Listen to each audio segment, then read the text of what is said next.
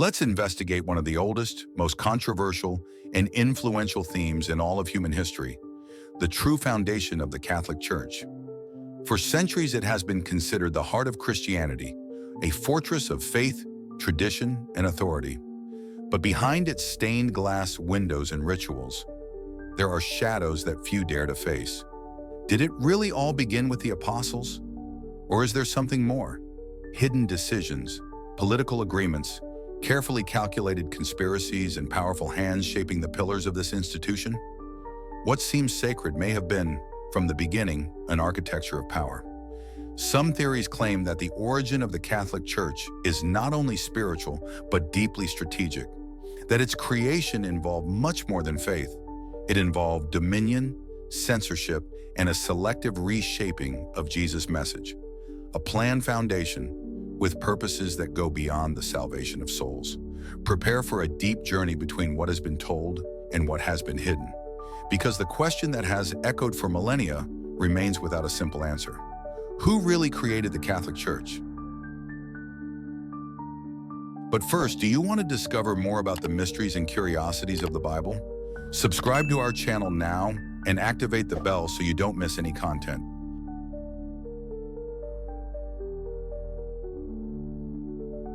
It is said that it all started with Jesus, but did it really? I forgot that what we call the Catholic Church today did not arise by magic. Christ preached on the mountains, not in palaces, and his followers hid in caves, not erecting cathedrals. The idea of an institutionalized church was not part of the original plan. In Matthew 15:8 we read, "This people honors me with their lips, but their heart is far from me."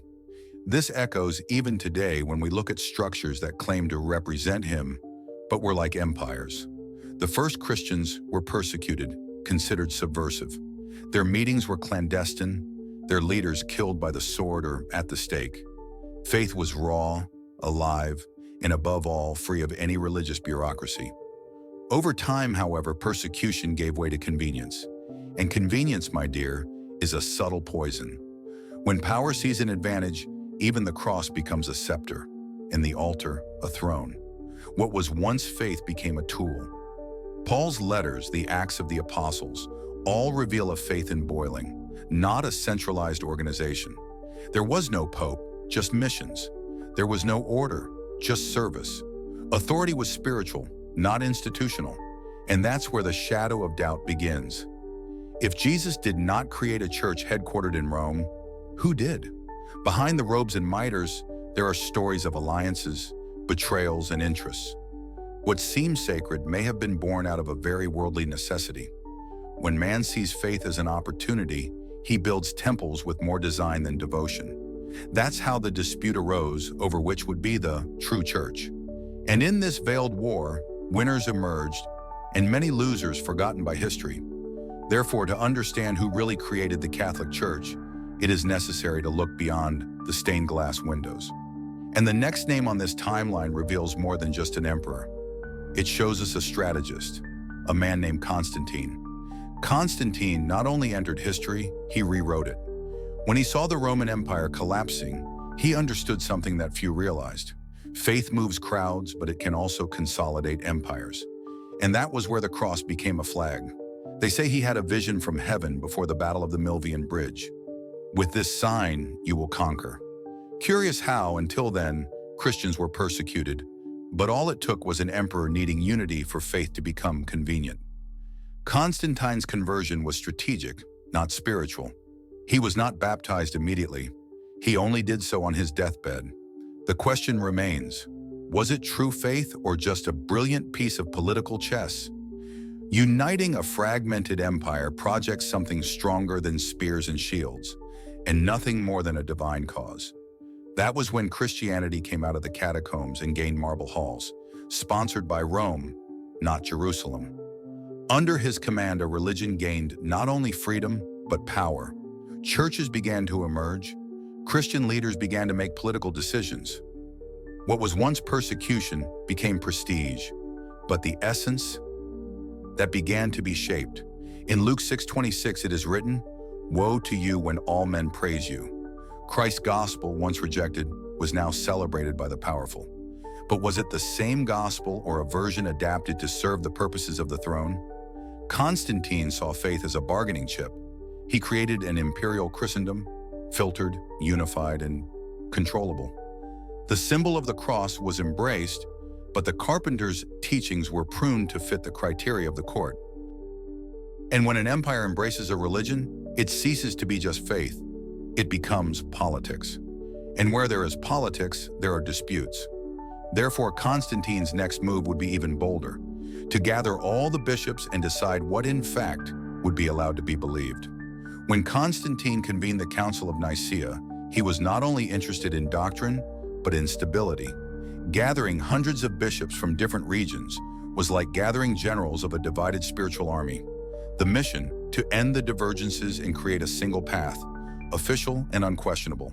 There in the year 325, not only theology was discussed, power was discussed. The emperor, who had not even been baptized, presided over a meeting like a high priest of Rome.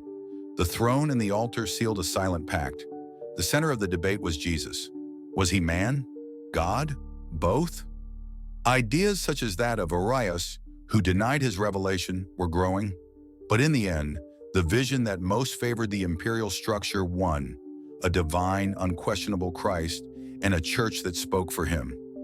That's how the Nicene Creed was born, a standardized declaration of Christian faith. It seems like something noble, but think. A living and plural faith was compromised into rigid phrases, decided by vote. The Spirit became protocol. From then on, everything that diverged from official doctrine would be labeled as heresy. And heresy, in that new Christian Roman world, was not just a mistake, it was a crime.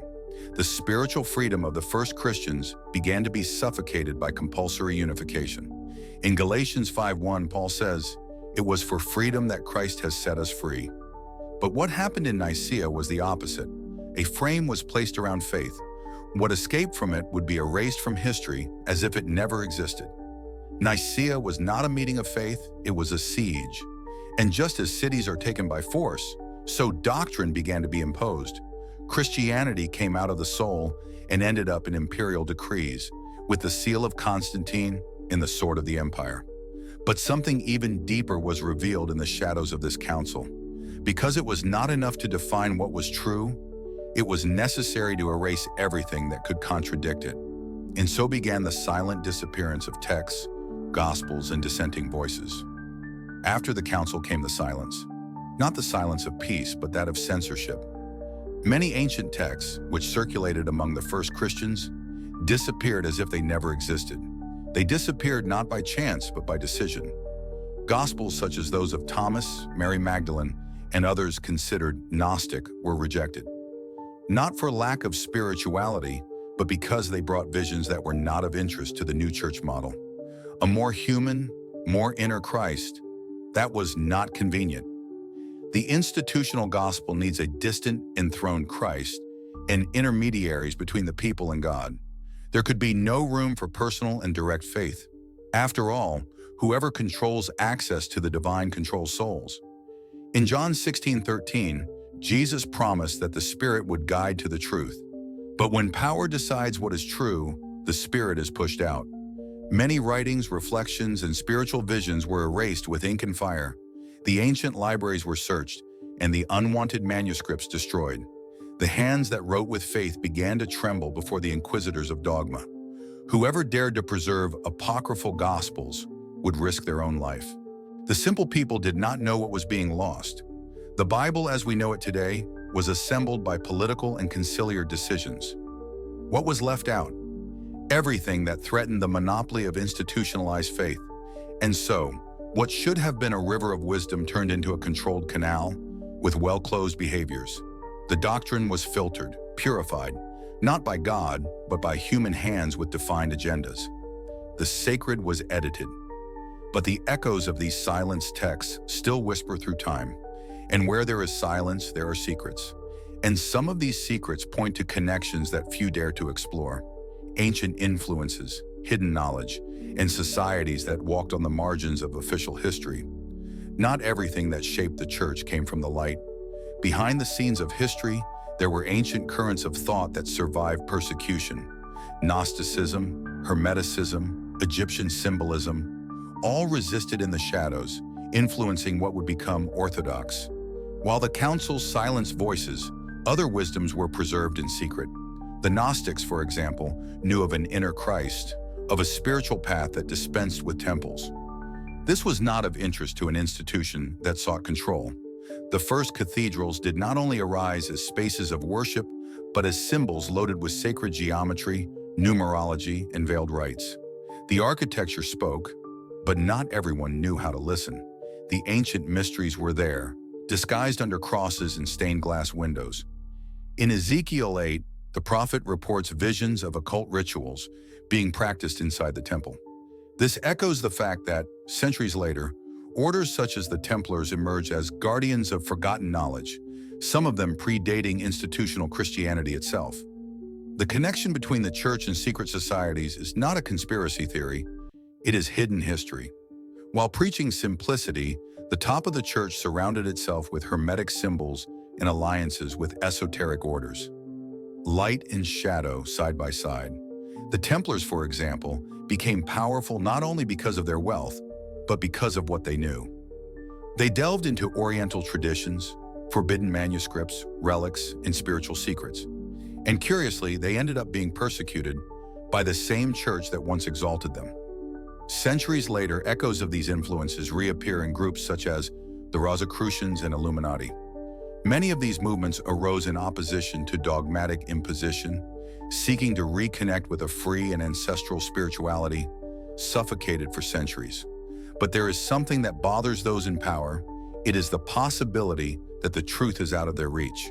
Therefore, the next step for the church was clear: to strengthen its dominion not only spiritually, but socially. After all, controlling is good. Controlling societies is even better. When faith becomes institutionalized, it ceases to only inspire, it begins to command. And that is what the church did with mastery. It transformed doctrine into politics, the pulpit into a platform. The cross became a master key to control hearts and crowds. The ecclesiastical band mirrored that of the empire. At the top, the Pope, who spoke as if he were Christ himself on earth. Below, bishops, priests, monks, and at the base, the people, kept in ignorance to depend on divine authority. In Matthew 23, Jesus condemns the religious leaders who tie up heavy burdens and put them on men's shoulders. It is impossible not to remember this when observing how the medieval church kept the people under the weight of guilt, penance, and fear of hell. Mass was said in Latin, a language inaccessible to most. The Bible locked up under 7 keys. Everything passing through the clergy, who interpreted, decided, and instructed. And where there is no access to the truth, there is manipulation. The system of indulgences, for example, sold forgiveness. Payments were made to free souls from purgatory. A sacred business? Number A, cruel strategy that carried guilt as a tool to enrich the coffers of the church. The decisions of the church shaped the laws, influenced the kings, and dictated the morals of society. Marriages, wars, trials, everything passing through ecclesiastical scrutiny. It was a disguised theocracy, where the sacred served as a cloak for domination. And so, for centuries, faith and power walked hand in hand. Whoever disagreed was labeled a heretic, marginalized, or eliminated. There was no room for contestation, only submission. But power built on imposition needs constant justification. And for this, the church created documents, dogmas, and traditions that sustain its supremacy. One of them, however, would turn out to be a historical farce. For a long time, a document sealed the Pope's supreme authority over kings and nations, the donation of Constantine. According to it, the emperor would have handed over the dominion of the Western Empire to Pope Sylvester I, a grandiose gesture, too much to be true. For centuries, this text was cited as proof of the divine right of the church to govern. But there was something strange. The Latin of the document seemed more modern than the supposed period of writing. The words did not match the records of the time. It was only in the 15th century that Lorenzo Valla, a courageous scholar, exposed the text. The donation was false, a fraud, a cold and calculated coup to legitimize papal power with the appearance of imperial victory. Jeremiah 23 speaks of shepherds who mislead the flock and prophesy lies in the name of the Lord. The scandal of the donation of Constantine echoes as this warning. When lies dress in truth, the people are deceived with faith. Even after the discovery, a power structure was already consolidated. The castle was built on a false parchment, but no one dared to tear it down. The truth was stifled. The lie became the foundation. The church, instead of renouncing the deception, remained firm. It was easier to reinterpret the facts than to undo centuries of domination. The people, without access to knowledge, remained submissive. And the machine keeps spinning. This revelation opened wounds that never healed. If this document was false, how many other foundations could also be questioned? Doubt began to germinate among some scholars, and repression would come with even more force. Because where the truth begins to emerge, control begins to crumble. And to keep the religious empire standing, it was necessary to go beyond politics or falsification. It was time to control what people knew, thought, and taught. The key to keeping any empire standing is not the sword, but knowledge. Whoever controls knowledge shapes consciences. And the church knew this early on. That's why it took command of schools, libraries, and universities. During the Middle Ages, reading the Bible was forbidden to ordinary people. Only clerics could interpret it. Knowledge was retained in monasteries in Latin, far from the hands of the curious, as if God spoke only through authorized intermediaries. In Hosea 4:6, it is written, "My people perish for lack of knowledge." But that was precisely the strategy, to keep the people in ignorance, dependent, vulnerable. Thus, faith is confused with blind obedience. Books considered heretical were destroyed. Authors were silenced. Science, when it contradicted doctrine, was treated as rebellion against God.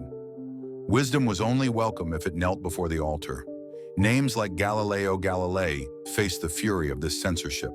For stating that the earth revolved around the sun and not the other way around, he was judged as if he was a heretic.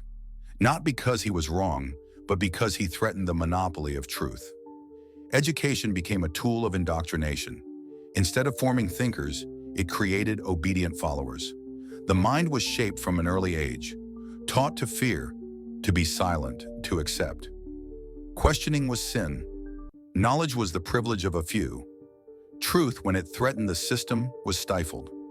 Ancient writings, Oriental knowledge, medicine, astronomy, philosophy, everything was filtered. The church decided what was valid and what was the work of the devil. The light was controlled by the windows of the clergy. But where there is an attempt to extinguish ideas, the fire of spiritual freedom begins to burn between the lines. And when thought is forbidden, it finds other paths. Paths that would soon be considered dangerous and punished with fire and blood. When fear was no longer enough to contain the questions, came the Inquisition. It was not just a court, it was an implacable machine for silencing minds. Faith became a justification for institutionalized terror. All it took was an accusation, a whisper, a sideways glance, and the wheel of fate began to turn. Many did not even know what they were being accused of. The process was secret and the defense, almost always non-existent. Torture was regarded as an instrument of revealing the truth. In the name of Christ, bodies were broken. In the name of faith, souls were destroyed. It was the sin of thinking being purged with iron, fire, and forced confession. Luke 11:52 denounces, "Woe to you, experts in the law, because you have taken away the key to knowledge. You yourselves have not entered, and you have hindered those who were entering." The Inquisition did exactly that. It blocked access to light and punished those who sought to see beyond. Women were especially targeted. Healers, midwives, wise women, called witches, they were burned alive. But what is hidden behind this? The fear of a wisdom that could not be controlled by robes. Libraries were looted. Entire cities lived under the panic of denunciation. The church not only combats doctrinal error, but any and all thought that threatens its hegemony. Even silence became dangerous. Repression reached artists, philosophers, scientists. It created a Europe that stopped growing, out of fear. The doubt that should have contributed to faith became an enemy. and reason began to be persecuted as if it were sin. But no repression is eternal. The spark of freedom, stifled for centuries, would begin to find openings. And in the ports, on the trade routes, in the colonies, a new strategy of the church would emerge. It spread its doctrine around the world. When internal repression was no longer enough, the church turned its eyes overseas. The great navigations brought not only gold and spices, they brought crosses. Faith became a flag on the mast, blessing conquests and colonizations. The Americas, Africa, Asia, new worlds were evangelized under the sights of swords. Missionaries marched alongside soldiers. Forced conversations, violent catechesis, and the destruction of entire cultures were justified as saving souls. In Acts 10:34, Peter declares that God does not show favoritism, but the practice was different. Indigenous peoples were considered inferior, impure, lost, and to redeem them, it was necessary to erase their references, their rights, their history. But here is the most astute point. The church not only imposed, it also absorbed. Paid holidays were baptized with Christian names. Ancient gods became saints. Data, symbols, and even rituals were adapted, all to make outreach easier. Christmas, for example, was placed on December 25th, the date of ancient solar celebrations. Pagan images and traditions were reinterpreted. Thus, the peoples felt welcomed, without realizing that they were being assimilated. This cultural adaptation was one of the most intelligent weapons of expansion. The doctrine remained firm, but the format became more flexible. Catholic Christianity became global, molding itself to the territory but keeping the command center in Rome. The missions were set up like outposts, and each conquered people was another link in the empire of faith. But in many places, the syncretism generated began to generate new questions. After all, if faith is one, why are there so many versions of it? And that's where history begins to fold back on itself. For the more the church grew, the more it left traces. And among the rubble of expansion and the echoes of the past, a question arises that echoes to this day. Who, after all, really created the Catholic Church? The journey has taken us through paths that many avoid treading, from the first steps of a persecuted faith to the rise of a religious empire built on political decisions, manipulated councils, and falsified documents. We have seen that the history of the Catholic Church goes far beyond the catechesis that is learned in childhood. Constantine, Nicaea, the exclusion of the Gospels, the use of faith as social control, the forged donation, the turning away from knowledge, the Inquisition, colonial expansion. All of this forms a mosaic of power that dressed in holiness. The humble Christ gave way to the institutional Christ. The simplicity of the gospel was swallowed by the complexity of a system that has a thirst not only for faith, but for domination. But now that you know the behind the scenes, the question that remains is no longer who created the Catholic Church, but rather why do it? And perhaps the answer lies less in the altars and more in the lines of history itself. Because not all faith is born from the light. Some were forged in the fire of power.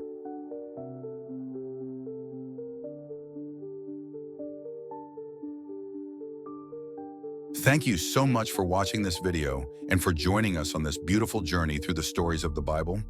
If you felt touched and inspired, subscribe to the channel to receive more content that deepens our faith and spirituality.